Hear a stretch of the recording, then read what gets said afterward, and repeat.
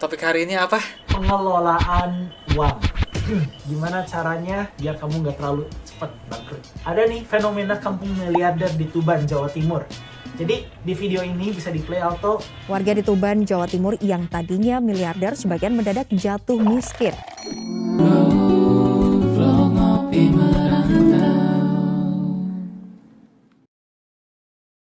Dan kenapa yang menarik ini orang miskin makin miskin, orang kaya makin kaya? Karena orang miskin, mereka mungkin secara edukasi mereka nggak bisa ke sekolah yang bagus, mereka nggak bisa sekolah yang setinggi-tinggi mungkin, jadi secara edukasi mereka mandek di situ guys. Sedangkan kalau mereka punya duit, mereka bisa les ini, les itu, sekolah ini, sekolah itu, sekolah pergi ke luar negeri, dan dengan edukasi yang lebih tinggi, jabatan mereka bisa lebih tinggi daripada orang yang misalnya lulus SMP, SMA. Jadi job mereka tuh secara pekerjaan, pendapatan mereka akhirnya jatuhnya lebih kecil daripada orang yang kaya. Soalnya mereka bisa punya sertifikat edukasi yang lebih tinggi gitu ya. Edukasi it's not dictating everything sih. Cuman apa hubungannya sama Hubungannya sama orang miskin bayar lebih banyak, orang kaya bayar lebih tinggi apa? Ya, karena edukasi orang kaya rata-rata lebih tinggi, ya mereka jadi penghasilannya lebih besar daripada orang miskin yang edukasinya mandek di situ gitu. Walaupun ya itu memang belum tentu. Banyak juga orang miskin yang dengan jerih payah mereka sendiri membuat bisnis sendiri akhirnya bisa jadi kaya raya. Contohnya ada satu orang di Thailand itu yang membuat Tauke Noi. Dia jadi salah satu miliuner termuda di dunia ya. Dari eksperimen goreng seaweed, goreng rumput laut bisa jadi kaya raya ya. Itu menarik. Yang bumbu rahasia Indonesian bukan sih di filmnya? Ya ada filmnya waktu itu kita nonton waktu lagi kecil.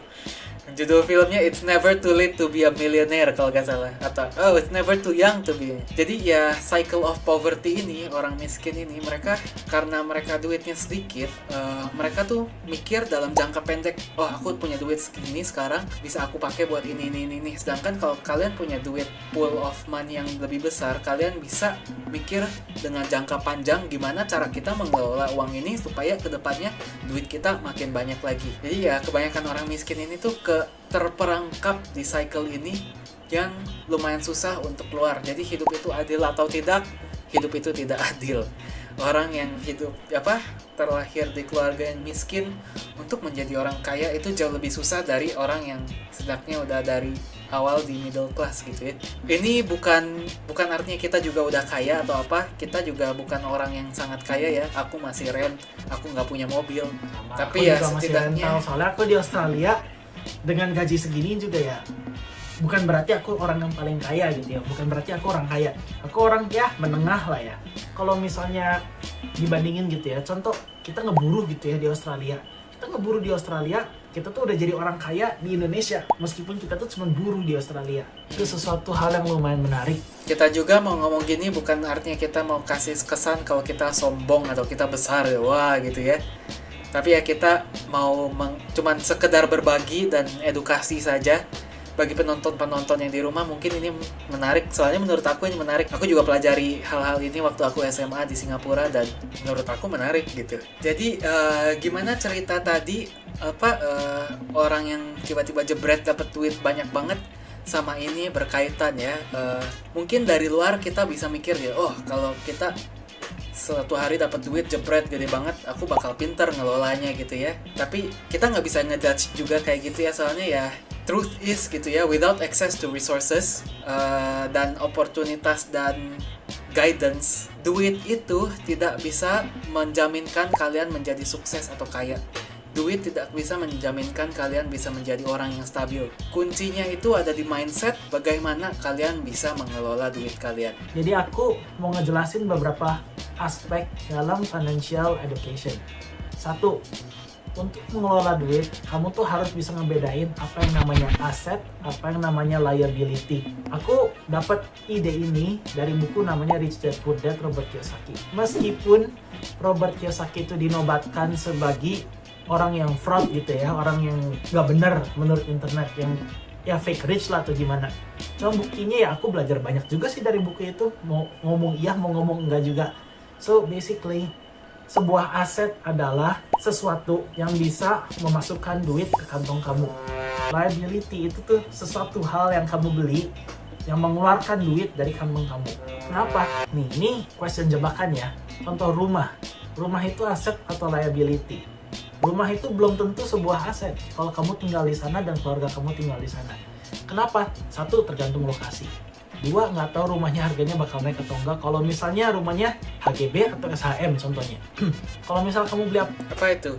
SHM itu tuh surat hak milik, HGB itu hak guna bangunan. Jadi hak guna bangunan itu kamu cuma bisa ngegunain bangunannya. SHM itu ya kamu punya ya surat hak milik lah. It's self-explanatory. So, for example, kamu beli apartemen. Terus apartemennya kamu leasehold cuma sampai berapa tahun. Apartemennya ada kemungkinan kalau misalnya di lokasi yang bagus itu harganya bisa naik. Cuman kalau lokasinya biasa-biasa aja, terus apartemennya tambah lama makin kumuh, udah 80 tahun kamu harus jual, cuma leasehold doang. Terus jualnya juga kayak diserahkan lagi lah ke pemerintah, itu kan bukan sebuah aset ya. Jadi belum tentu properti itu aset. Tergantung lokasi, tergantung gunanya apa, tergantung itu memasukkan cash flow yang tadi barusan aku jelasin. Cash flow ke dalam kantong kamu atau tidak. Properti bisa naik harganya emang, seperti rumah bisa naik. Yang naik itu apa? Tanahnya naik. Terus rumah kalau direnovasi valuasinya juga kan naik ya. Nah itu bisa jadi sebuah aset. Kalau kamu sewakan rumah itu. Jadi rumah itu belum tentu aset. Dan rumah harganya emang bisa naik ke depan, pasti naik.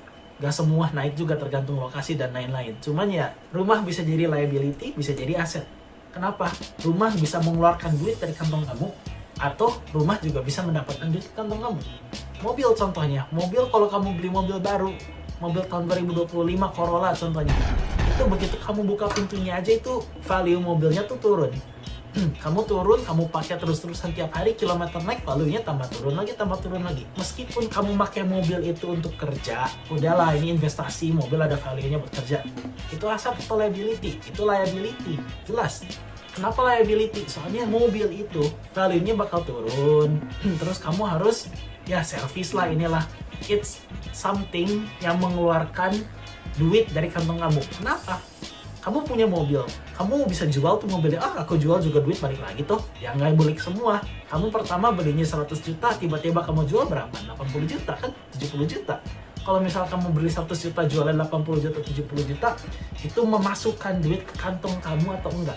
Kalau misalnya tidak memasukkan duit ke kantong kamu, itu namanya liability. Kalau memasukkan duit ke kantong kamu, itu namanya aset. Sampai sana ngerti? Mengerti Pak Bos. Nah, sekarang Koko jelasin yang namanya aset. Aset itu tuh satu barang yang kamu beli, cuma memasukkan duit ke kantong kamu. Ada dua tipe aset, ada yang liquid, ada yang illiquid. Yang gak liquid itu tuh aset yang dilikuidasikan menjadi rupiah atau menjadi dolar, itu lumayan susah. Aset yang liquid itu tuh aset contoh seperti saham, indeks, komoditi. Itu kamu beli 3-5 hari bursa langsung ngejual. Nah itu lumayan liquid, semi liquid lah. Terus pasar uang 3 hari kerja beres, keluar cair. Nah itu liquid. Kenapa instrumen-instrumen yang tadi kau sebut kayak indeks, saham dan lain-lain itu aset? Soalnya dalam jangka panjang, cuman tergantung sahamnya ya. Saham blue chip yang kamu lihat track recordnya itu nanti bakal aku jelasin lagi di Investasi 101, seperti fundamental analysis, technical analysis, perbedaan dari trading dan investasi. Itu bakal aku bikin videonya di Investasi 101. So basically beberapa saham ada yang bisa jadi aset, ada yang bisa jadi liability juga. Cuman kalau kamu beli saham blue chip kayak BCA, terus kayak BBRI, terus kayak pokoknya perusahaan-perusahaan besar yang kamu tahu nggak bakal bangkrut lah, dan kamu lihat dari track record 5, 10, 15 tahun yang lalu value-nya tuh naik, nah itu adalah sebuah aset. Kenapa? Kalau misalnya kamu investasikan ke saham blue chip yang tahu track record-nya emang bagus, itu bisa membuat kamu lebih kaya. Jadi duitnya kamu taruh di dalam saham dan ya bisa dikelola lagi beberapa tahun meskipun naik turun, cuman rata-ratanya on average naiknya itu tuh pasti naik. Jadi kamu kalau diemin tuh di saham selama 5 tahun, 10 tahun, 15 tahun, investasi itu tuh long term ya, bukan short term. Short term buy and sell itu trading. Investasi itu buy and hold. Jadi ya kamu belilah aset seperti saham, Terus seperti emas contohnya, emas itu aset. Kenapa? Meskipun harganya naik turun, cuman dalam jangka panjang pasti naik. Jadi emas itu aset. Kenapa? Soalnya supply-nya limited, cuman demand-nya unlimited. Itu adalah sebuah aset. Jadi sekian lah ya perbedaan dari aset dan liability. Contoh bisnis bisa jadi aset, bisa jadi liability juga. Kenapa aset dan liability? Kalau bisnisnya ternyata rugi terus kamu cuma ngeluarin duit doang ke bisnis, itu apa? Itu liability.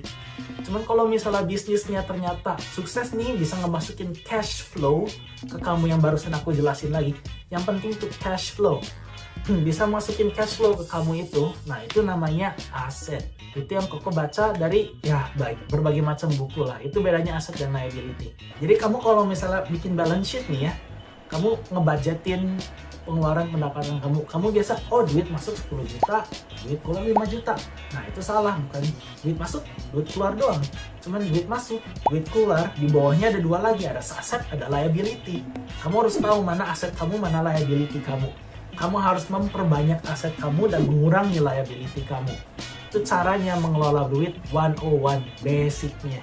Mengetahui apa itu aset, apa itu liability. Jadi itu salah satu cara biar kita bisa ada yang namanya financial literacy ya. Biar misalnya kalau kita dapat duit gede, nggak kayak kampung yang itu langsung bangkrut semua gitu. Soalnya kalau kita bahas juga ya, kenapa mereka bisa bangkrut, tiba-tiba banyak banget mereka bisa bangkrut. Pertama, mereka yang namanya sudden wealth syndrome. Tiba-tiba mereka dapat duit banyak banget, ini mau dipakai apa? Dipakai foya-foya. Mereka nggak pernah foya-foya sebelumnya, pakai foya-foya. Atau enggak ada yang kadang, aduh aku punya duit sebanyak ini jadi stres. Karena stres gak tahu mau ngapain, poor decision making kan. Tiba-tiba, kaget mendadak kaya. Terus, nah itulah. Ya, itu sudden wealth syndrome. Kedua, lack of financial literacy ya. Jadi karena mereka nggak tahu cara mengelola duit, mereka benar-benar nggak tahu. Mereka ya overspending, poor investment, terus jadi banyak kena tipu lah, duitnya berkurang terus juga. Ketiga, mereka ada yang namanya pressure from others ya. Jadi kalau misalnya kita menang loteri, orang-orang tahu, oh si Rimen banyak duit nih sekarang nih, bagi dong gitu. Karena orang, ya kita kan temen gitu ya, setidaknya kasih dikit lah duit. Nah, pressure ini juga bisa membuat orang itu makin dan makin mengeluarkan duit, liability-nya makin banyak, asetnya makin berkurang. Dan juga ada yang namanya lifestyle inflation, di mana mereka tiba-tiba merasa kaya, lifestyle mereka berubah, tapi mereka nggak tahu cara mengolah duit itu. Dan seremnya, kalau lifestyle kalian udah naik ya, nuruninnya udah susah. makin mahal, nuruninnya susah. Jadi ya kalau misalnya kalian tiba-tiba kaya, setidaknya jangan terlalu naikin lifestyle kalian jadi mewah banget gitu. Soalnya udah mewah, hangout sama orang-orang mewah, tiba-tiba kalian duitnya habis. Gengsi dong kalau tetap gak bisa ngeluarin duit, pinjem duit kiri, pinjem duit kanan biar tetap terlihat kaya gitu kesannya ya. Ya bangkrut juga gitu. Jadi ya gimana caranya kita avoid pitfall ini? Itu yang tadi udah dibahas Koko ya. Kita harus bisa mengelola duit, kita harus edukasi diri kita sendiri, kita juga harus maintain budget plan for long term ya. Long termnya gimana, ini duit mau dipakainya gimana. Dan sebelum kita bikin suatu decision yang impromptu gitu ya, oh aku mau beli mobil nih, aku lagi kaya nih, pikir dulu ya, large purchases ini apakah ini masuk ke aset atau liability.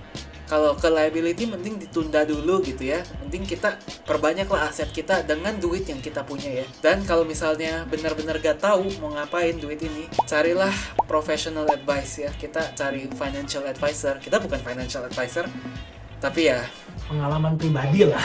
Konsultasi ke mereka yang benar-benar profesional financial advisor yang memang itulah pekerjaan mereka. Itu lebih baik. Jadi tadi topik nomor pertama kita ngomong tentang aset dan liability ya. Jadi aku mau masuk ke poin nomor 3, yaitu beberapa rencana yang bisa dilakukan kalau misal aku tiba-tiba jebret, belum punya duit apa-apa, tiba-tiba dapat duit 1M. Hey, jangan skip dulu video ini. Percaya nggak kalian kalau aku bisa bikin kartu ini melayang ya? Kalau aku bisa, kalian harus janji subscribe ke channel-channel kami dan tonton video kami yang lainnya ya. Ayo kita lihat. Hey, melayang beneran ini. Sesuai janji.